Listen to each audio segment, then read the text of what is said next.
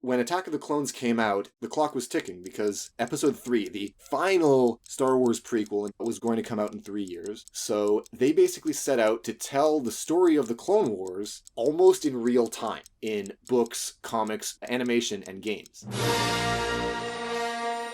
Ben Kenobi says to Luke Skywalker, "I knew your father from the Clone Wars." Presumably that is the origins of the Clone Wars. There was that one line, and it was not really brought up again in the rest of the original trilogy, because the question of where did the stormtroopers come from was never really answered. Cloning had been a thing in Star Wars in the 90s novels. Grand Admiral Thrawn had a clone army, and he basically threatened Han, Luke, and Leia's new government that they had established with the Rebel Alliance, the New Republic. Don't forget Luke and Luke. Yeah. Oh gosh. There was also a lot of fan theories in the 90s and whatnot about the Clone Wars and everything. I remember one of my youth pastors telling me that when he was growing up, they had this idea that Obi-Wan was a code name for a cloned version of Ben Kenobi or whatever, and that the Obi-Wan we see in Episode 4 was the clone of the original Ben Kenobi and going under the name Ben Kenobi, and that Obi-Wan was a designation or whatever for him. Letter O, letter B-1. Obi-Wan.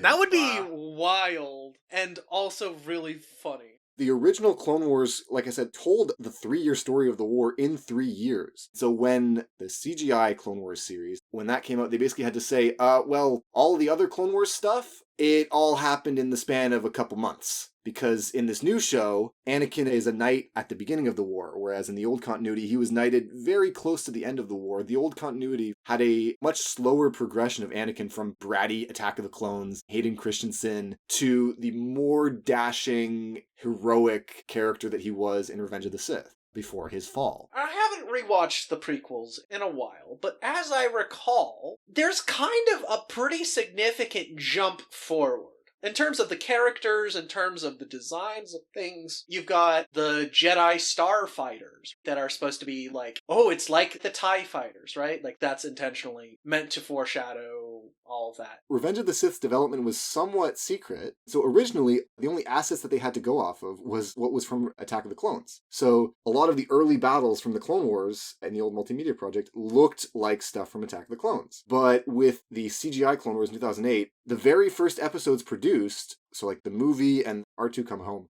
that has Venators, that has the Revenge of the Sith Star Destroyers in one of the supposedly earliest battles of the war. I had never watched the 2008 series, but I'd always been told about it, that it's this great series as far as Star Wars media goes. And to be honest, I wasn't too impressed by it. A lot of it was more focused on the kind of military warfare, it's the Clone Wars. But when I got to Mortis, the kind of more fantasy elements of it and talking more about the Force, that was more engaging for me. So what you're saying is your least favorite parts of the Clone Wars are the parts of the Clone Wars. Clone Wars. Exactly.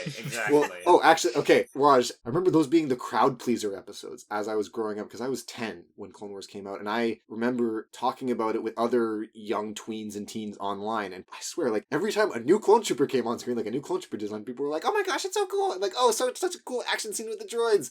What did you think of the politics episodes? Because Clone Wars also had several episodes that focused on other kinds of struggles. I would say that something the prequels really suffer with, but Clone Wars suffers from as well, is that they fail to add personal stakes to the politics that would actually make them engaging. The arcs in particular that I found really interesting were the ones where you had the villain's perspective, like Ace Edge Ventress, and that whole kind of arc with the Night Sisters. I felt like those were more interesting because you usually don't see that. I was reading people's reactions when they were like, wait a second, Anakin's now a knight? The ARC troopers are now a rank and not a genetic thing that are assigned from birth? And now Darth Maul is back? And he has a brother? Clone Wars did a lot of that, of changing the lore as it went, which was probably just in service to the more character-focused stories it was telling. I didn't like Darth Maul returning. It's become such a huge part of new canon, right? Because Maul played a big role in Rebels, and I was gonna say he's gonna play a big role in Obi-Wan. No, he's not. I love that he came back. It's definitely a little silly, but the stories they told I thought were the best in the show. Does Darth Maul have a single line in The Phantom Menace? Yes. Yes. At last we will Yes, he have our says, revenge. at last we shall get revenge against the Jedi. Is that his only line? There's a very short scene where he's talking to Sidious on a balcony or something on Coruscant. I think he just says, "Yes, my master." So what we have of his character from just his first appearance is he's got cool red markings on his face, he's got horns, and he's got a dual-sided lightsaber. As far as I understand it, Boba Fett was a nobody in the first movie that he appeared in, and only became a somebody because of everyone saying, wow, that looks like a really cool dude. As a result of that, you have the entirety of the Mandalorians, you have all of the lore. Frankly, you could even go as far to say the clone designs are obviously very based much. off They're of they're the definitely Mandalorian reverse designs, engineered. which are based off of Boba Fett. Yeah, there was a very clear progression there. I guess I never really thought about it because, like, Maul is a character, sort of.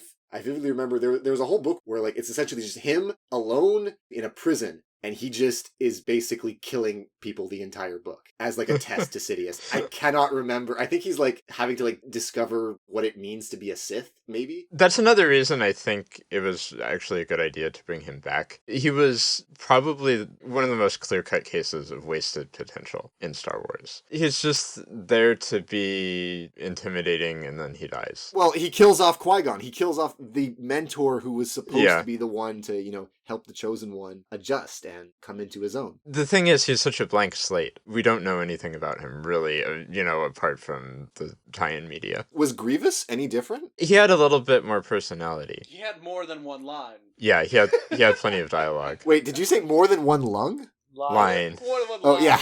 More than But one yes, more than one But lung. also he does have more than one lung. I hope. Well, I mean, not after the whole so uncivilized scene, but... From a character perspective, there was room to explore Darth Maul and, like, give him an actual personality, sort of just have him be an intimidating force of nature that just exists to kill off Qui-Gon. And I think what they ended up doing with him in Clone Wars, and even in Rebels, was really interesting. By tying him to... Because he doesn't have any link to Anakin. No. Does he ever meet Anakin? Because Anakin never meets Grievous in Clone Wars because they can't meet because of one line in Revenge of the Sith. They bypassed that in the old Clone Wars media by just having Grievous be introduced much later, but just like with the Venators and a bunch of the other Episode 3 stuff, Grievous was there from the start in Clone Wars 2008. Meanwhile, you have that same problem with Obi-Wan for some reason, knowing he has, like, 4 arms, despite how in the movie Grievous presents it as, like, some sort of trick he has over Obi-Wan, and yet they fight having him 4 arms in the series anyway, so that logic's inconsistent, and I hate it. See, Kronk, what you're describing there is literally what I have been talking about with a lot of these hardcore Legends fans for the last couple of years. People have been finding all of these inconsistencies and saying, like, wait a second, Clone Wars doesn't line up with Revenge of the Sith. No, it doesn't. That's why I've been hating it for a long time. Well, not hating it, but getting annoyed by a lot of elements of it, especially the whole Darth Maul thing, like, with some of the motives shown through some of the other shows. Why is he not actively trying to sabotage Palpatine's plans more? So, like, you're asking, where was he during Revenge of the Sith? Because he just... Yeah. And this is maybe we could talk about that, because I'm really curious to get your guys' feelings on the finale. I'm going to use, like, the YouTube video essayist language here. Clone Wars Season 7 broke me, in the sense that, like, basically after Clone Wars got cancelled, after Ahsoka walked away from the Jedi Order and Season 5 ended, I was desperate for more Clone Wars, so I started reading a bunch of books that explained what happened in the lead up to Revenge of the Sith. And so by the time I got to Clone Wars Season 7, I was like, this has Ahsoka in it, but for me at least, it felt hollow. I was looking around online and all of these people were like, oh my gosh, it's so amazing. My childhood is back. This is incredible. And I'm like, is this what people coming out of Phantom Menace in 1999 felt like? My problem with it was that they have like a whole third of the season relegated to those annoying Martez sisters, and I just want to completely destroy them and destroy those episodes. No, I will defend the Martez sisters because I like what they were doing with Ahsoka. No, I won't defend it. It's terrible. Probably the biggest like nail in Clone Wars' coffin for me is that I didn't feel like it gave us proper payoff to the Mandalorians and the Shadow Collective. And even the 501st, these groups of individuals, just felt like action figures to me at the end of Clone Wars Season 7, because all of the emotional action was on the core cast. everybody else felt like just window dressing, which wasn't how a lot of the other stories that were focusing on the perspectives of grunts during Order 66, of clone troopers and Jedi who fell in love with clone troopers. It was a whole thing. Whereas with season 7 for me, I was like, this looks really impressive, but it fell flat for me. And so I'm really curious for you guys, how did it emotionally land for you? It really worked for me. The older episodes of Clone Wars were always like that. They always focused primarily on a few core characters like Ahsoka and Rex and Anakin and Obi-Wan. And if you wanted to follow all the other clone characters, like, you could. I could never really keep them apart. um, I've gotten better at that over time, but they were never... I mean, they are literally clones. They were never as individuals that central to my enjoyment of the show, which is not to say like it didn't do interesting things with the idea of clones. I just wasn't that invested in most of them as individuals. And I thought the way the finale played out just kind of kept doing the same thing and did it very effectively. We got to see Rex's perspective, and he is like the main clone character. He's the one we're really supposed to empathize with. And then the other clones get brainwashed, and it's tragic. Obi-Wan and Anakin kind of show up for 3 seconds, and then they're kind of gone. And the reason they're kind of gone is because this is happening during the events of the movie, and they, I guess, just don't want to show the movie or do the movie better. But, like... Well, they have some scenes from the movie. Yeah, that's fair. I think a focus on Ahsoka is good. But as far as I understood it, these clones were kind of assigned to Ahsoka very quickly there. This is the point where I'm like, I've heard so many people say it's an emotionally resonant moment because these are troopers that have been with Ahsoka throughout the entire war, but we are not shown any of that. We are just told that. And like the whole painting their armor, it's not really explained. Aren't at least some of them clones who've been under Ahsoka and Anakin's command for most of the series? No, because that connection is never made. What about, like, Jesse? Wasn't he one of them? No. Jesse has no interactions with Ahsoka throughout the entire series. Like, she doesn't have any episodes where she goes alone on a mission with clones. That was relegated to tie-in material because the show was more concerned with Ahsoka's relationship with the Jedi. Like, I just feel like with Clone Wars, it's something that is best experienced when you kind of let the emotion of the entire piece sweep you along with it without stopping and thinking about all the nitty-gritty facts, if that makes sense. Yeah. Star Wars is a space opera. That's kind of always been the logic it works on. Is it just me, or Clone Wars isn't really a show where you feel like you can be inside the characters' heads? They get into that some of the time. Not with every character, but like we definitely get a lot of that with Ventress. Yeah.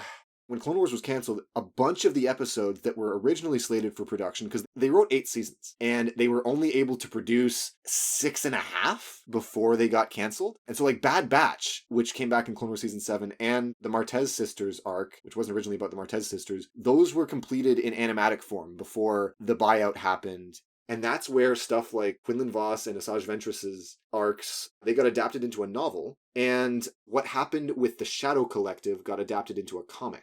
And that basically answers the question of what happened to Maul between when he gets electrocuted by Palpatine at the end of Season 5. So, like, the point is, there was a bunch of sections of the story that are not on Disney+.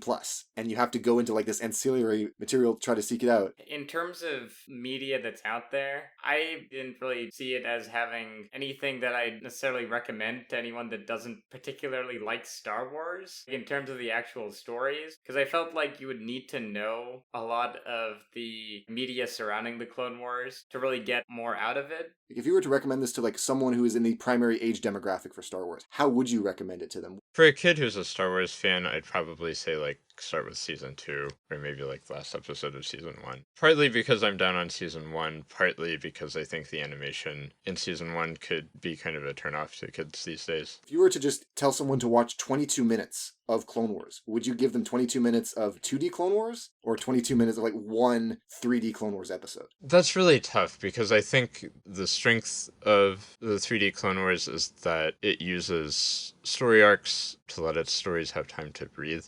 Honestly, I'd only do 2D only because it requires a lot less tracking of all these arcs and everything.